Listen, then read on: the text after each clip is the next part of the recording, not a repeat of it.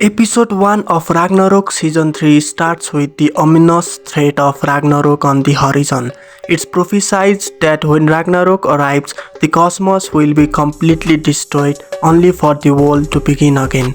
And of course, this has been teased for the past few seasons now. Will it be third time lucky? The balance of power right now is hanging on a precarious knife edge. Magne is still fighting the giants, but doing so using modern techniques and trying to get Thor and the others arrested for their crimes. This causes a fracture among the fellowship of the gods, which dissolves in anger and frustration. The giants, however, continue to thrive, with Jutul industries growing stronger and more unpredictable under Thor's rule.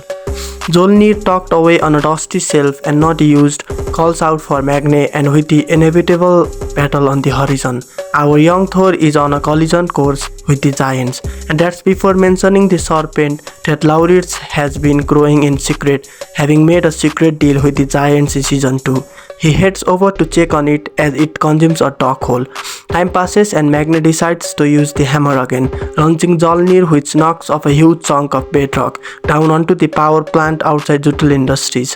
Laurits speaks to Magne after this occurs, warning that he is effectively broken the truce and war is going to come sooner rather than later. For the humans, through life goes on like normal, unaware that there is a big fight coming. Magne checks up on the power outage, which has been out in parts of Edda for a while, and runs into a woman looking to bring the power back on.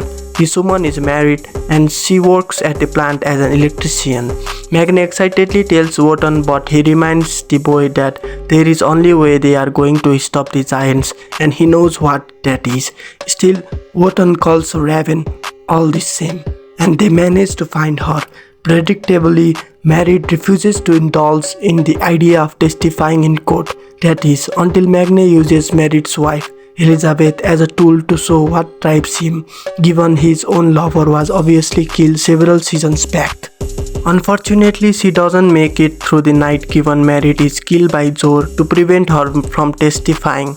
The entire scene is staged to make it look like an accident, as if changing a light bulb is too difficult a task for an electrician. Elsewhere, Saxa is enslaved by her family, forced on her knees and doing the bidding of her brother, who is still running Jutul Industries. Not only that, but at home, Saxa has a neck brace forced on. She overhears an expansion meeting while serving drinks to her family. As Thor continues to try and build up his father's legacy, Thor shows up to see Laurits that night, pointing out that his patience is running thin, with Magne now using the hammer. It jeopardizes the deal they made last time out.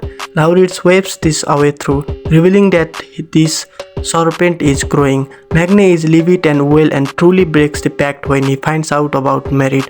He shows up at Jutul Industries and confronts Thor and Ran. He knocks the former down whilst holding Mjolnir and points out that the pair have broken their pact. Magne has had enough and reveals as much to Laurits, deciding that there is no more truce. He also figures out that Laurits is playing for the wrong side. But before going further, their parents return home. Laurits decides that he is going to leave, pointing out that his surname is now Jutul. With his bags packed, Laurits shows up at the Jutul house and decides that he is going to move in. Ran is having none of that though and forces him out. Unfortunately, that leaves Laurits all alone with his pet serpent. With the battle lines now drawn and the other gods of around the world, Magne feels more alone than ever before. As for his enemies, they continue to grow in power and stature, promising plenty of drama ahead. The episode review. Ragnarok is back, and this time it seems like we have got our hands full with the various conflicts going on. Laurits, our very own Loki, is preparing his pet serpent to take out his enemies, while the giants over at Jutul Industries are growing stronger, with conventional methods no longer working for taking out these foes. It now falls to Magne and Mjolnir to try and instill some good old-fashioned justice. But with the fellowship broken, are we just waving away the fact it was disbanded because they weren't happy with Magne's methods, and then 10 minutes later, Magne is back to wielding Mjolnir? It feels like a weak attempt to write people out the show. Although personally it would have been nice to see a few killed off to at least show the strength these giants have. Instead, it feels like we are back into the methodical pace that season 2 set.